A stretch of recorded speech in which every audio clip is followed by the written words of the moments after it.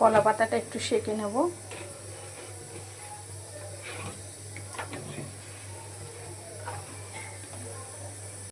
এটা হলো সমুদ্রের বেলে মাছ।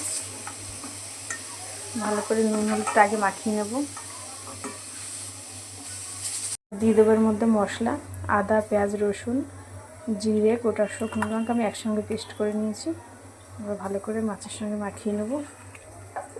মশলা মাখানোর পরে আমি তেল দেবো, সর্ষের তেল। এবার একটু আবার ভালো করে মেখে নেব। এবার একটু তেল মাখিয়ে নিয়েছি, এবার কলা পাতা দিয়ে দেবো এর উপরে। এবার একটা একটা করে মাছ সাজিয়ে নেব। মাছ সাজিয়ে নিয়েছি কলা পাতায়। এবার আমি এই যে মশলা বাকি মশলার মধ্যে আলু মেখে নেব। আর এই আলুটা মেখে মাছের চারিদিকে দিয়ে দেবো।